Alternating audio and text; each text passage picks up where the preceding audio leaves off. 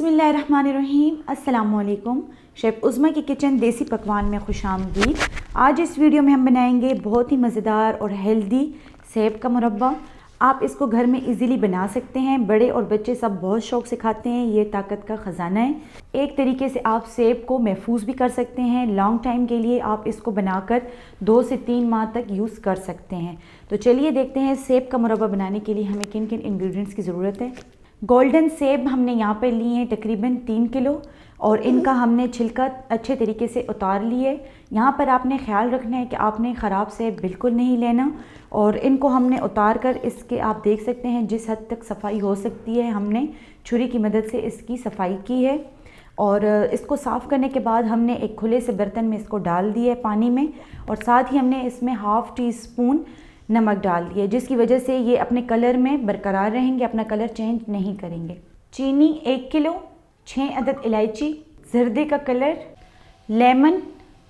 अगर आप किचन के हेल्पफुल और यूनिक गैजेट्स बाय करना चाहते हैं तो हमारी दराज शॉप इजी किचन को विज़िट करें, जिसका लिंक डिस्क्रिप्शन में मौजूद है।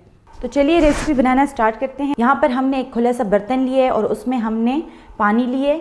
अब मैं इसमें शामिल करूँगी सेब। पानी आपने इतना लेना है जो सेब हम इसमें शामिल कर रहे हैं वो इसमें डिप हो जाएं।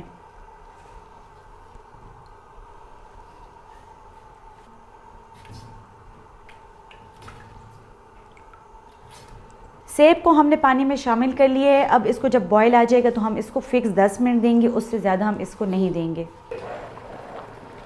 10 मिनट हो गए। अब हम इसके नीचे फ्लेम ऑफ कर देंगे और साथ ही हम इसको चेक करेंगे।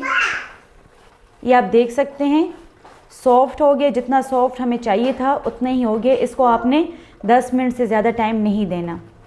अब हम इसको इस पानी से निकाल लेंगे।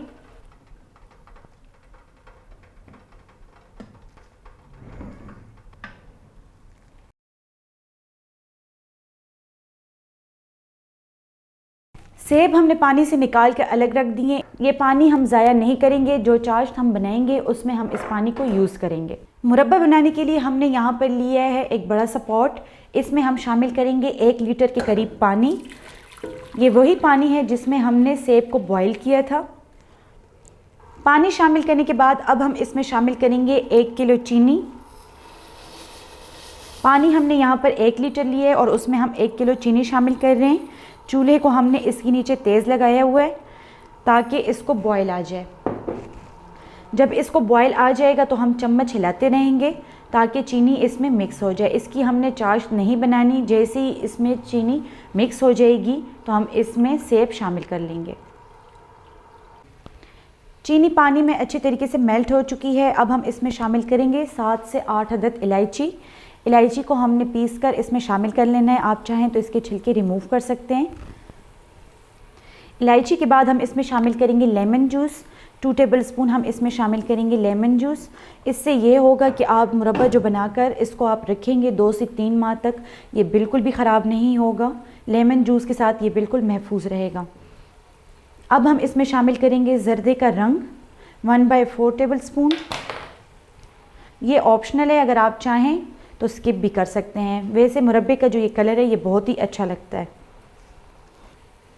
अब हम इसमें सेब शामिल कर लेंगे।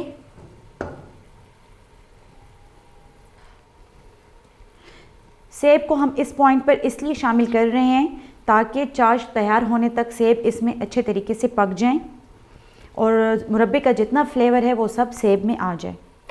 सेब डालने के बाद अब हम इसको मिक्स कर लेंगे और इसको हम मीडियम फ्लेम पर 10 मिनट तक पकाएंगे।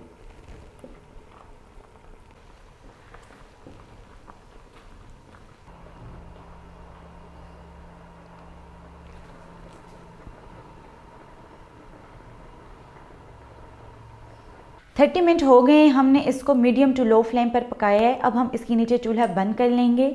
इसकी चाशनी आप देख सकते हैं एक तार की तैयार है। अब हम इसको सर्विंग बाउल में निकाल लेंगे।